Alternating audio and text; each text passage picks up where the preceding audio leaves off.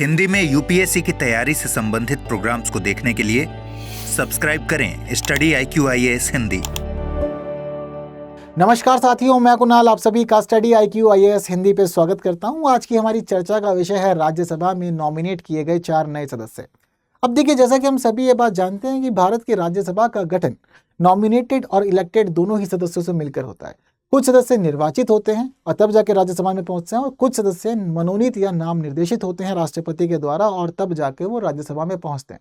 इस दौरान हमारी राज्यसभा की फुल स्ट्रेंथ होती है 250 मेंबर्स, और 250 सदस्यों में से हम देखते हैं कि 238 निर्वाचित होते हैं, जबकि 12 राष्ट्रपति के द्वारा मनोनीत होते हैं। अब वर्तमान में 4 पद मनोनीत सदस्यों के खाली थे, जिन्हें अब फिलहाल फिल किया गया है। तो जरूरी है कि हम देखें कि वो 4 व्यक्ति किस प्रकार खास हैं, और इस पूरे सेशन का जो एक खास निहितार्थ है, एक खास इंपॉर्टेंट पॉइंट है, वो सबसे लास्ट में मैं आप लोग के साथ में एक्सप्लेन करूंगा। इसलिए जरूरी है कि अब लास्ट तक सभी चीज़ों को अच्छे से जाने समझें। बट फिलहाल हमारे इस आर्टिकल का क्या कहना है? President Murmu nominates 4 to Rajya Sabha including former foreign secretary Shringla 2611 prosecutor Nikam. तो देखिए भाई, फिलहाल 2 नाम तो उन्होंने बताए, बट अब हम लोग समझते हैं आगे बढ़ते हुए उस पूरे के पूरे मामले को डिटेल में कि वो 4 खास लोग कौन से हैं जिन्हें राज्यसभा में अब कार्य करने का मौका मिला है। और हमारे देश के जो मुख्य भवन है, हमारे जो देश की संसद है ना, अब वहाँ पर वो लोग कार्य करेंगे। तो देखते हैं कौन कौन है वो 4 खास व्यक्ति। तो फिलहाल हमारे इस मामला चर्चा में क्यों है? क्योंकि भाई राष्ट्रपति द्रौपदी मुर्मू ने 4 व्यक्तियों को राज्यसभा के लिए नामित किया है। अब जिन 4 सदस्यों को राज्यसभा के लिए नामित किया है, पहले हैं हर्षवर्धन श्रृंगला, दूसरे हैं उज्जवल देवराम निकम, तीसरे हैं इसमें सी सदानंद मास्टर, और चौथे हैं मीनाक्षी जैन। अब ये 4 लोग संसद में यानी कि हमारे राज्यसभा में भूमिका निभाएंगे। इस पूरे कार्य के लिए यानी कि पूरे के पूरे डिसीजन के लिए एक अधिसूचना जारी की गई थी, और अधिसूचना जारी की थी हमारी होम मिनिस्ट्री ने यानी कि मिनिस्ट्री ऑफ होम अफेयर्स ने। और मिनिस्ट्री ऑफ होम अफेयर्स ने बताया था कि इन 4 लोगों को राज्यसभा में अब नॉमिनेट किया जा रहा है। और नॉमिनेट करने के मामले में ये भी बताया गया कि जो काम हम कर रहे हैं ये संविधान के किस प्रावधान के तहत कर रहे हैं। तो गृह मंत्रालय की हमारी अधिसूचना ने बताया कि संविधान के अनुच्छेद 80 के खंड 1 के उपखंड का उपयोग किया जा रहा है, और इसी के साथ ही अनुच्छेद 80 के खंड 3 का उपयोग भी किया जा रहा है। और संविधान के इन दोनों ही प्रावधानों का इस्तेमाल करते हुए इन 4 सदस्यों को हम राज्यसभा में नॉमिनेट कर रहे हैं। अब इन 4 सदस्यों को नॉमिनेट तो किया जा रहा है, बट जरूरी ये भी है कि संविधान के यही अनुच्छेद और यही क्लॉज यानी कि खंड उपखंड चर्चा में क्यों है, कोई और खंड उपखंड चर्चा में क्यों नहीं है। ऐसा क्या है इन दोनों में? तो आइए सबसे पहले हमें डिटेल में समझना होगा अनुच्छेद 80। जब आप लोग संविधान के अनुच्छेद 80 को ठीक से समझ लेंगे तब आपको समझ में आएगा कि कार्यवाही किस प्रकार से होती है नॉमिनेट सदस्य की। यानी कि जब कभी भी हमें राज्यसभा में किसी सदस्य को भेजना हो, चाहे वो निर्वाचन के द्वारा भेजना हो या फिर वो मनोनयन के तहत भेजना हो या नाम निर्देशन के तहत भेजना हो, तो प्रक्रिया क्या रहती है, क्या कहता है हमारा संविधान। तो संविधान की कहानी संविधान से ही समझते हैं। अब देखिए, दरअसल हम लोग को जो बात करनी है संविधान के अनुच्छेद 80 की करनी है। अब संविधान का अनुच्छेद 80 क्या कहता है? राज्यसभा की संरचना के बारे में। यह वाली बात ध्यान रखिएगा कि 80 में है राज्यसभा की संरचना, और संविधान के अनुच्छेद 81 में है हमारी लोकसभा की संरचना। अब संरचना के बारे में बताया जा रहा है, यानी कि यहाँ पर यह बताया जा रहा है कि अगर राज्यसभा का गठन होगा तो वो गठन कैसे होगा। तो आइए जरा इसके 5 भाग हैं, इन 5 भागों को थोड़ा अच्छे समझते हैं ताकि आप लोग की चीजें जो है वो क्लियर हो जाए। सबसे पहली जो बात है यानी कि जो उसका पहला भाग है, वो पहला भाग इसका ये कहता है कि कितने सदस्य होंगे और कैसे कैसे होंगे। तो यहाँ कहा गया कि राज्यसभा के अंदर ये बात ध्यान रखनी है कि राष्ट्रपति नाम निर्देशित सदस्यों को भेजेंगे, और जो नाम निर्देशित सदस्य होंगे 12 होंगे। तो जो यहाँ पर पार्ट 1 है इसका यानी कि खंड 1 का जो उपखंड का है, वो हमें बताता है कि भाई राष्ट्रपति का जिम्मेदारी है कि वो 12 सदस्यों को नाम निर्देशित करेंगे राज्यसभा के लिए। बाकी इसके अलावा राज्यों से यानी कि राज्य और संघ राज्य क्षेत्र से, चाहे वो स्टेट है चाहे वो यूनियन टेरिटरी है, तो राज्य और यूनियन टेरिटरी दोनों से मिलाकर जो निर्वाचित सदस्य आएंगे, वो निर्वाचित सदस्यों की संख्या होगी 238। ठीक है, 238। तो टोटल मेंबर्स कितने हो गए यहाँ में पता चल रहा है, तो 238 elected 12 nominated is equal to 250 members. तो हमारी राज्यसभा होगी वो 250 सदस्यों की होगी, 12 और 238 सदस्यों को मिलाकर। चलिए, अब पहला पार्ट तो क्लियर हो गया। आप समझते हैं इसका जो दूसरा खंड है वो क्या कहता है। तो देखिए, दूसरा खंड कहता है कि भाई किस राज्य के पास या किस यूटी के पास कितने सदस्य संख्या होगी। अब जाहिर सी बात है, हमें ये तो पता चल गया कि 12 सदस्य नॉमिनेट होंगे, राष्ट्रपति के द्वारा होंगे, तो वो खाता अलग हो गया। लेकिन अब हमारे पास जो आंकड़ा बच रहा है वो 238 का बच रहा है। अब हमने ये कह दिया कि राज्यों से और यूनियन टेरिटरी से ये आएंगे और निर्वाचन के द्वारा आएंगे। बट चलो ठीक है, निर्वाचन के द्वारा आएंगे तो, बट किस राज्य का कितना प्रतिनिधित्व होगा, उत्तर प्रदेश से कितने आएंगे, बिहार से कितने आएंगे, दिल्ली से कितने आएंगे, पंजाब हरियाणा से कितने आएंगे, आंध्र प्रदेश तेलंगाना तमिलनाडु से कितने आएंगे। अब ये भी तो संख्या डिसाइड करनी है ना। तो ये संख्या कैसे डिसाइड होती है? तो ये संख्या डिसाइड होती है हमारे संविधान की चौथी अनुसूची के द्वारा। याद कीजिए अनुसूची में क्या लिखा है, संविधान की चौथी अनुसूची राज्यसभा की सदस्य संख्या के आवंटन का निर्णय लेती है, सभी चीजें वहां पे बताती है। तो जो इसका भाग 2 है यानी कि खंड 2, ये हमें बताता है कि जो राज्यसभा के सदस्यों का आवंटन है वो संविधान की चौथी अनुसूची के द्वारा दिया जाएगा। तो ये 80 का भाग 2 और दूसरी अनुसूची ये यहाँ पर आकर के आपस में इंटरकनेक्टेड हो जाती है। ठीक है, तो चौथी अनुसूची की बात आ गई। अब तीसरे में क्या बात है? तो तीसरे की बात है, वो तीसरे की बात के लिए वापस हमें ऊपर जाना पड़ेगा। ठीक है, तो अब दरअसल तीसरा और चौथा जो है और जो पांचवा है, इनमें यह बताया गया है कि सदस्य कैसे निर्वाचित होकर के या कैसे मनोनीत होकर के पहुंचेंगे राज्यसभा में। संरचना ही तो पढ़ रहे हैं ना। तो जो उसका भाग 3 है, ये तीसरा हमें बताता है कि मनोनीत सदस्य जो है, जिनको हम लोग नाम निर्देशित सदस्य भी कहते हैं, तो ये मनोनीत सदस्य किस आधार पर या किस प्रकार से पहुंच जाएंगे राज्यसभा में। चौथे में यह बताया गया कि जो राज्यों से निर्वाचित सदस्य आएंगे उसके लिए क्या विधि या क्या तरीका होगा। और पांचवें में यह बताया गया कि जो हमारी यूनियन टेरिटरीज हैं, इन यूनियन टेरिटरीज से जो सदस्य चुन करके जाएंगे उनके लिए क्या तरीका होगा। तो किसमें क्या क्या, तो मनोनीत सदस्य कैसे जाएंगे, तो ये बात ध्यान रखना कि मनोनयन की जो विधि होती है वो करते हैं राष्ट्रपति। हालांकि राष्ट्रपति अपनी मर्जी से नहीं करते, राष्ट्रपति काम करते हैं मंत्रिपरिषद की सलाह से, तो हम सभी जानते हैं। तो राष्ट्रपति को जिन नामों की सलाह दी जाएगी उन नामों के लिए यहाँ पर ये क्लियरेंस कर देंगे कि ठीक है जी, हम 12 सदस्यों को भेज रहे हैं। कहाँ पे? 12 सदस्यों को हम भेज रहे हैं राज्यसभा में मनोनीत सदस्यों के रूप में, जिम्मेदारी संभालिए।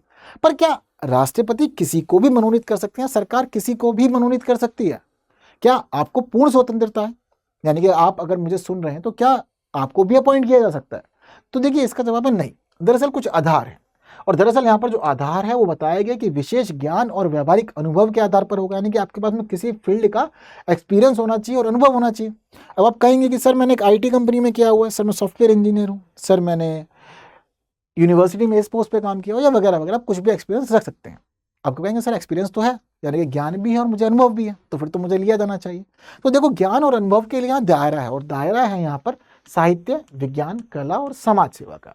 अगर कोई व्यक्ति साहित्य के क्षेत्र में अनुभव रखता है और उसके पास अच्छा ज्ञान है, तब विज्ञान के क्षेत्र में अनुभव और ज्ञान के मामले में, कला या समाज सेवा के क्षेत्र में ज्ञान और अनुभव के मामले में अगर कोई व्यक्ति उचित लगता है तो उसके नाम की सिफारिश कैबिनेट कर सकती है और राष्ट्रपति उसको मनोनीत कर सकते हैं।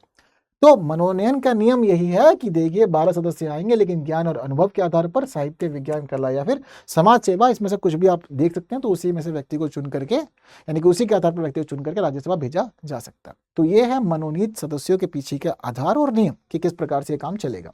इसके बाद जो हमारी अगली कहानी इसके भाग 4 की, भाग 4 बताता है कि भाई राज्यों से सदस्यों का निर्वाचन कैसे होगा। तो देखो यहाँ पर काम चलेगा अप्रत्यक्ष प्रणाली के द्वारा। कौन सी प्रणाली होगी? एक अप्रत्यक्ष निर्वाचन प्रणाली है।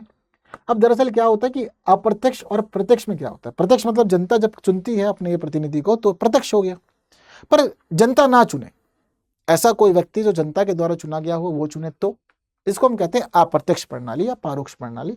अब दरअसल क्या होता है, पब्लिक क्या करती है? पब्लिक चुनती है अपने लिए मेंबर ऑफ लेजिस्लेटिव असेंबली, यानी कि हम लोग क्या करते हैं, विधानसभा के सदस्य चुनते हैं। अब ये समझ लीजिए कि आप अगर यूटी से नहीं, क्योंकि यूटी के मामले में 3 यूटी हैं, जैसे कि जम्मू कश्मीर है, पुडुचेरी और दिल्ली है, ये तीनों ऐसी यूटीज हैं जहाँ पर विधानसभा है, तो इसलिए सदस्यों का निर्वाचन होता है विधानसभा के, लेकिन इसके अलावा बाकी किसी यूटी में नहीं होता। इसके अतिरिक्त क्या मामला है? तो सभी राज्यों में तो भाई विधानसभा है, राज्यों का काम तो विधानसभा चलता है। तो अब नियम ये होता है कि भाई जनता चुनती है अपनी विधानसभा के लिए मेंबर ऑफ लेजिस्लेटिव असेंबली। अब इन मेंबर ऑफ लेजिस्लेटिव असेंबली पर जिम्मेदारी है कि आप राज्यसभा के लिए अपनी तरफ से सदस्यों को भेजें।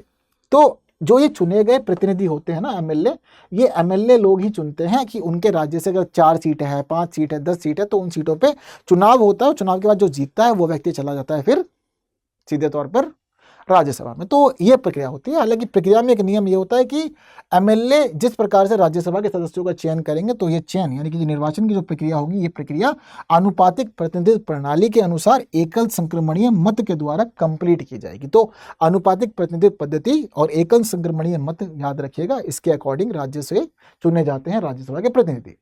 अब ये तो बात केवल राज्यों की थी। अगर मान लो कि यूटी से सदस्य को चुना जाएगा तो कैसे चुना जाएगा? तो संविधान सिर्फ इतनी बात कहता है कि यूनियन टेरिटरी से राज्यसभा में सदस्यों को चुन करके भेजा जाएगा उसी विधि से या उसी रीति से जो संसद के द्वारा बनाई गई, यानी कि संसद जो नियम तय करेगी उसी नियम के हिसाब से यूनियन टेरिटरी से आप भेज सकते हो चुन करके अपने प्रतिनिधियों को। तो ये मुख्य बातें हैं सारी की सारी संविधान के अनुच्छेद 80 की, और संविधान के अनुच्छेद 80 में वो सारी बातें बताई गई हैं जिससे पता चलता है कि कैसे बनेगी हमारी राज्यसभा। तो इस प्रकार से इन सभी विधियों को पूरा करते हुए बन जाती है हमारी राज्यसभा। जैसे कि आपको दो बातें, फिलहाल मनोनीत किया गया सदस्यों को, तो मनोनीत सदस्यों के मामले में दो आर्टिकल्स यहाँ यूज किए गए हैं। एक है यहाँ पर अनुच्छेद 80 का खंड 1 का उपखंड का, और अनुच्छेद 80 का खंड 3। अब देखिए पहले खंड 1 के उपखंड का में क्या लिखा है, तो खंड 1 के उपखंड का में क्या लिखा है कि 12 सदस्यों को राष्ट्रपति नाम निर्देशित करेंगे जी, कोई दिक्कत परेशानी नहीं है। पर विधि क्या है, तो विधि क्या बताई गई है, 80 के खंड 3 में बताई गई है विधि क्या है। तो आधार जो है वो आधार यहाँ पर बताया गया। तो इसी वजह से इन दोनों ही अनुच्छेदों का इस्तेमाल यहाँ किया है हमारे इस मिनिस्ट्री ऑफ होम अफेयर्स ने अपनी अधिसूचना में। क्लियर है बात। अब जिन 4 लोगों को यहाँ पर नाम निर्देशित किया गया उनमें क्या खास रहा है, एक बार उस पर नजर डालते हैं। जैसे कि पहला जो नाम है हमारा, वो पहला नाम है हमारा हर्षवर्धन श्रृंगला। यही साहब है हमारे सामने। और हर्षवर्धन श्रृंगला क्यों खास है, तो देखिए ये दरअसल हमारी सरकार के अधीन काम कर चुके हैं, ये आईएफएस ऑफिसर है। तो विदेश सेवा के अंदर ये रह चुके हैं, और ये समझिए कि विदेश सेवा में रहते हुए इन्होंने अलग अलग महत्वपूर्ण पदों पर भूमिका निभाई। इसके अलावा ये भारत के 33वें विदेश सचिव रह चुके हैं, यानी कि पूर्व विदेश सचिव हैं, और इनका जो क्रम था वो 33वां था। इसके अलावा वरिष्ठ राजनयिक भी रह चुके हैं। तो ये महत्वपूर्ण पद है जिस पर इन्होंने जिम्मेदारी संभाली है। अपने पदों पर रहते हुए इन्होंने भारत की विदेश नीति और कूटनीति के अंदर बड़ा रोल निभाया, और ये भारत के एक अहम चेहरे माने जाते हैं विदेश नीति और कूटनीति के। ये 1984 बैच के आईएफएस ऑफिसर रहे, और इसके अलावा G20 जब अध्यक्षता कर रहा था भारत 2023 में, तो उस समय इन्हें G20 समिट का मुख्य समन्वयक नियुक्त किया गया था। हालांकि इस समय ये आईएफएस के पद पे नहीं थे, आईएफएस के पद से रिटायर हो चुके थे। तो रिटायरमेंट के बाद इनको अपनी G20 समिट के दौरान भारत सरकार ने मुख्य समन्वयक नियुक्त कर दिया था इस पूरे के पूरे G20 कार्यक्रम के लिए। तो इनके इन्हीं कार्यों को सराहा गया है, और सराहते हुए अंत में इन्हें नियुक्त कर दिया गया इस पद। ठीक है। हालांकि कुछ समय से ये भारतीय जनता पार्टी के साथ में भी एक्टिव थे, तो वहां पर भी इन्होंने भूमिकाएं निभाई कुछ। ठीक है। तो राजनीतिक जीवन इन्होंने शुरू कर लिया था अपना। जो दूसरा नाम है यहाँ पर वो है उज्जवल देवरान निकम का। अब ये है कौन, तो देखिए ये रहे हैं एक पब्लिक प्रोसिक्यूटर, या कहें हम लोग सदन सत्ता हुए, तो ये रहे हैं सरकारी वकील। अब दरअसल सबसे बड़ी जो खास बात इनके लिए मानी जाती है वो ये है कि 26/11 के मुंबई आतंकवादी हमले में ये विशेष लोक अभियोजक के रूप में इन्होंने जिम्मेदारी निभाई थी। 26/11 के मुंबई आतंकवादी हमले के अंदर ये विशेष लोक अभियोजक के रूप में इन्होंने कार्य किया। इसके अलावा 2024 में लोकसभा चुनाव में ये मुंबई उत्तर मध्य सीट पे बीजेपी के कैंडिडेट भी थे। कुछ खास मामले जो उन्होंने, इसके अलावा विधि क्षेत्र और संविधान में भी इन्होंने योगदान दिया है। कुछ खास मामले इनके जो है उनमें पहला है गुलशन कुमार की हत्या, खेरलांजी नरसंहार, अंजनाबाई गावित हत्या मामला, 2008 मुंबई हमला जैसा बताया, प्रमोद महाजन की हत्या का मामला, ये सारे मामले इनके प्रमुख हैं। हालांकि 2016 में इनको पद्मश्री पुरस्कार से भी सम्मानित किया गया। जो हमारा तीसरा नाम है वो है सी सदानंद मास्टर का। सी सदानंद मास्टर वैसे तो शिक्षक रहे हैं, और इसके अलावा ये विधानसभा चुनावों में पार्टिसिपेट कर चुके हैं कई बार। ठीक है। तो लेकिन विजय इनके हाथ में नहीं आई है। बट इनके जीवन की सबसे महत्वपूर्ण घटना क्या है, इनके जीवन की सबसे महत्वपूर्ण घटना है 1994 के दंगे। दरअसल ये केरल के रहने वाले हैं, और कम्युनिस्ट विचारधारा से जुड़ा हुआ क्षेत्र वहाँ पर ज़्यादा रहता है। बट इन्होंने कम्युनिस्ट विचारधारा के अतिरिक्त इन्होंने आरएसएस से जुड़ाव दिखाया, आरएसएस के सदस्य ये बने, और जिस समय ये आरएसएस के सदस्य बने तो इनके ऊपर एक हमला हुआ, जिस हमले में इन्होंने अपने दोनों पैर खो दिया। बट ठीक है, फिर भी इन्होंने हार नहीं मानी, ये आगे बढ़ते रहे जीवन में। शिक्षक के रूप में जिम्मेदारियां पूरी की इन्होंने अपनी, और भारतीय जनता पार्टी से पॉलिटिकली जुड़े भी रहे, और चुनाव में भी इनको मौका मिला। इसके अलावा जो अगला नाम है यहाँ पर वो नाम है मीनाक्षी जैन का। तो मीनाक्षी जैन दरअसल है कौन, ये दिल्ली के अंदर एक इतिहासकार है, और दिल्ली के इतिहासकार के अलावा ये दिल्ली यूनिवर्सिटी के अंदर एक शिक्षाविद के रूप में भी कार्य करते हैं। ब्रिटिश शासन के दौरान भारतीय इतिहास और सभ्यता तथा स्वदेशी शिक्षा और भाषाओं के ऊपर इन्होंने कई किताबें भी लिखी हैं, और इनकी जो किताबें हैं उन किताबों में खास क्या है, सती, एवेंजेलिकल्स, इसके अलावा Baptist missionary and the changing colonial discourse, Rama and Ayodhya, parallel pathways, और the flight of deities and rebirth of temples. तो इतिहास से जुड़ी बहुत सारी किताबें इन्होंने लिखी हैं, अलग अलग भाषाओं में भी किताबें इन्होंने लिखी हैं, इनकी खास चीज़ें रही हैं। इसके अलावा 2014 में Indian council of historical research के सदस्य के रूप में भी इनको नियुक्त किया गया था, मनोनीत किया गया था। और इसके अलावा पता चलता है कि साहित्य और शिक्षा के क्षेत्र में योगदान के लिए 2020 में इनको पद्मश्री से सम्मानित भी किया गया था। तो ये इनकी बड़ी उपलब्धियाँ हैं। तो ये वो 4 लोग हैं जिन 4 लोगों को फिलहाल राज्यसभा के सदस्य नियुक्त किया गया। हालांकि वर्तमान में जिस प्रकार से राज्यसभा के सदस्यों को नियुक्त किया जा रहा है, कहीं ना कहीं थोड़ा सा लगता है कि या तो ये जो 12 सदस्यों के मनोनीत करने की व्यवस्था है इसको समाप्त कर देना चाहिए, या फिर इसकी जो ऑथेंटिसिटी है, उस ऑथेंटिसिटी से छेड़छाड़ नहीं करनी चाहिए, इसकी ऑथेंटिसिटी को बरकरार रखना चाहिए। अब आप कहेंगे कि ऐसा क्यों? आइए अब दोबारा से अपनी क्लास को रिवाइज करते हैं, क्योंकि कुछ छोटे हुए पॉइंट हैं, जो ऐसे पॉइंट हैं जो क्लिक नहीं हुए, उन क्लिक हुए पॉइंट को भी समझते हैं। जैसे कि अगर हम स्थिति समझें तो हमारा संविधान क्या कहता है? हमारा संविधान कहता है कि 12 सदस्य आप नियुक्त करेंगे, लेकिन साहित्य, विज्ञान, कला और समाज के आधार पर, समाज सेवा के आधार पर नियुक्त करेंगे। यानी कि इस प्रावधान को शामिल करने का अर्थ ये था कि बहुत सारे ऐसे लोग जो हमारे अलग अलग क्षेत्रों में योगदान देते हैं, लेकिन वो एक बड़ी राजनीतिक हस्ती नहीं बने हुए हैं, राजनीतिक करियर उनका नहीं रहा है, किसी पॉलिटिकल पार्टी से जुड़े हुए नहीं रहे हैं, उन्होंने अपने लिए कुछ और कार्य चुना, उन्होंने वहां पर बहुत ही बेहतरीन योगदान दिया। और हम चाहते हैं कि जो हमारे देश के ब्रिलियंट माइंड्स हैं, यानी कि जो हमारे देश के बहुत अच्छे दिमाग हैं, वो दिमाग भी संसद में बैठे और कानून बनाने में भूमिका निभाएं, जन कल्याण सुनिश्चित करें। इसी वजह से 12 सदस्यों को मनोनीत करने के लिए यह प्रावधान शामिल किया गया था। अब इस प्रावधान को शामिल करने के मामले में हमें एक और चीज पता लगती है कि ये खास लोगों के लिए था, जो विज्ञान से जुड़े हुए हैं, साहित्य से जुड़े हुए हैं, कला से जुड़े हुए हैं, समाज सेवा से जुड़े हुए हैं। इसी वजह से काम सारा चला था। लेकिन आज इसको बदल दिया गया है, और आज जो मनोनयन का मामला, ये भी राजनीतिक हो गया। एक राजनीतिक व्यक्ति जो टिकट लेकर चुनाव लड़के जीतता है वो तो होता है, लेकिन जो लोग नहीं जीत पाते आजकल, वो लोग इस प्रकार से पहुंच रहे हैं राज्यसभा में मनोनीत सदस्यों के आधार पर। क्यों कैसा कह रहा हूँ ऐसा मैं? तो देखिए, दरअसल जैसा कि जो हमारा पहला नाम है हर्षवर्धन श्रृंगला का, ठीक है, इसकी जगह हम लोग उसको यहाँ देखते हैं कि हमारा जो पहला नाम है हर्षवर्धन श्रृंगला का, इन्होंने क्या किया, विदेश सचिव के पद पर तो रहे, लेकिन यहाँ से रिटायरमेंट के बाद में इन्होंने अपना राजनीतिक सफर शुरू कर लिया और ये पार्टी से जुड़ करके राजनीतिक जुड़े कार्य करने लगे। ये एक पॉलिटिकल पर्सनैलिटी बन गए थे। और ये समझिए कि जो इन्होंने काम किया है खासतौर पर विदेश मंत्री वगैरह के रूप में, वो खास है, मतलब सॉरी विदेश सचिव के रूप में जो इन्होंने काम किया वो खास है। वो उनकी जिम्मेदारियां भी थी, दायित्व इन्होंने पूरे किए हैं, बहुत अच्छे से पूरे किए हैं, उसके लिए बिल्कुल हम लोग मानते हैं कि यहाँ सराहनीय कार्य है। बट राजनीतिक व्यक्ति हो गए बाद में, और आज देखने को मिल रहा है कि इसको नॉमिनेट करवा लिया जा रहा है इनको, है ना, इस स्थिति को पूरी तरह से घुमा करके नॉमिनेट करा लिया जा रहा है। पर विदेश सचिव के रूप में इनकी भूमिका खास रही है, उसके बाद में नॉमिनेट कराया जा रहा है। चलिए, इस नाम के बाद अगर हम दूसरे नाम पे आते हैं, उज्जवल देवराम निकम, एडवोकेट साहब। पर एडवोकेट होने के साथ साथ भारतीय जनता पार्टी के भी एक नेता, और नेता होने के साथ साथ चुनाव भी लड़े, हालांकि सफलता नहीं मिली लोकसभा में, तो अब फिलहाल आपको मनोनीत करके संसद में पहुंचा दिया गया। राजनीतिक भूमिका भी रही है ना। इसका तीसरा नाम तीसरा नाम सी सदानंद मास्टर, 1994 के दंगों के पीड़ित। इसके अलावा राजनीति में लंबी भूमिका, कई बार चुनाव लड़े, सफलता हाथ नहीं लगी। यहाँ पर ऐसा लग रहा है कि ठीक है, पर आपने कोई बहुत ही उल्लेखनीय योगदान जैसे कि विज्ञान के क्षेत्र में करना हो या खेल के क्षेत्र में करना हो, वो सारी चीजें क्या ऐसी महसूस हो रही है? पद्मश्री से सम्मानित भी किया गया, ठीक है, हाल फिलहाल में किया गया। तो बट उसके बावजूद हम लोग लगता है कि ना, जो मानक रखे गए थे विज्ञान का, कला का, या फिर हम बात करें साहित्य का या समाज सेवा का, वो वाले मानक कहीं ना कहीं राजनीति के सामने छूटे पड़ गए, यहाँ पर अब छोटे हो चुके हैं। अगर कोई व्यक्ति सिर्फ और सिर्फ अपने पर्टिकुलर अलग क्षेत्र में रहा हो, उसके बाद आप लेकर के आए तो वो बात अलग है। लेकिन एक व्यक्ति जो पॉलिटिकली एक्टिव रहा है, पॉलिटिकली एक्टिव रहने के बाद आपकी पार्टी से ही रहा, उसके बाद आप उसको संसद में लेकर के आ रहे हैं, तो ये थोड़ा सा विचारणीय प्रश्न हो जाता है कि ये काम कहीं ना कहीं राजनीति से जुड़ चुका है। अब मनोनीत सदस्यों का भी राजनीतिकरण हो रहा है, हमें ऐसा देखने को मिल रहा है। और जो राजनीति के थ्रू आप टिकट लेके चुनाव लेके आते थे, वहां तो आ ही रहे हैं, लेकिन अगर आप बाकी नहीं आ पा रहे तो आपको मनोनीत करा के पहुंचा दिया जा रहा है। तो ये कहीं ना कहीं गलत है। इसी वजह से प्रश्न भी उठ रहा है इन नियुक्तियों के ऊपर कि क्या वास्तव में ये सभी नियुक्तियां सही हैं, या फिर कहीं ना कहीं इसमें सारी भूमिका राजनीति की भी रही है।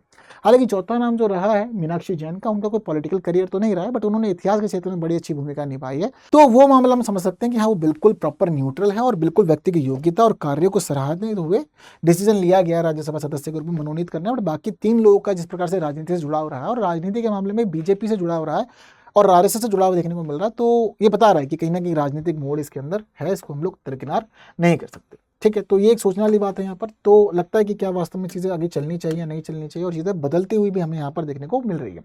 खैर, यहाँ से हम लोग के लिए कुछ प्रश्न भी, जैसे कि प्रश्न का कहना है कि भाई, राष्ट्रपति ने राज्यसभा में 4 नाम निर्देशित सदस्यों को नियुक्त किया है।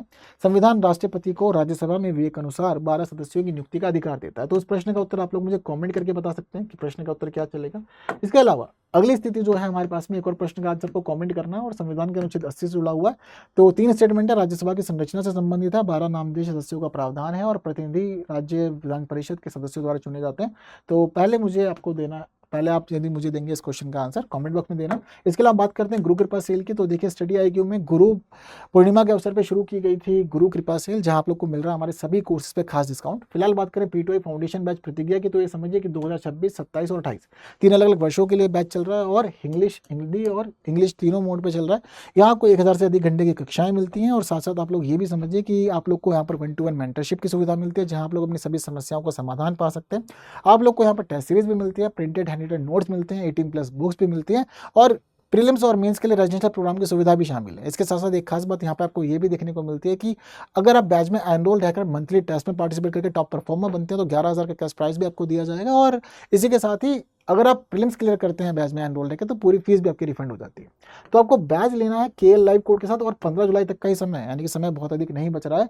तो KL लाइव कोड का कीजिए यूज, जहां आपको मिल जाएगा बैच डिस्काउंट और 24,999 में फिलहाल आपको हमारा डायमंड बैच मिल जाएगा। तो एनरोल कीजिए आज ही। इसके अलावा मेरे साथ कहाँ जुड़ना है, तो टेलीग्राम, इंस्टाग्राम, फेसबुक और एक्स पे आप जुड़ सकते हैं, जहाँ हम लोग फाइल्स भी शेयर करते हैं और इसके अलावा क्लास का डिस्कशन भी या बाकी और अपडेट भी यहीं पे मिलती है। तो बिल्कुल पहुंच जाए Telegram channel UPSC with Kunal Kotia पे। और आज के लिए इतना ही। वीडियो इन्फॉर्मेटिव लगी है और पॉइंट वैलिड लगे हैं तो कॉमेंट जरूर करनी है, बातें अपनी, आपका क्या मानना है मुझे जरूर बता के जाना है। वीडियो शेयर भी करनी है, जिन्होंने लाइक नहीं किया लाइक भी कर दीजिएगा। बाकी की बातें करेंगे आने वाली और क्लासेस में कुछ नए विषयों के साथ। तब तक के लिए दीजिए मुझे विदा। Thank you so much. Hindi में UPSC की तैयारी से संबंधित प्रोग्राम्स को देखने के लिए सब्सक्राइब करें स्टडी IQ IAS हिंदी।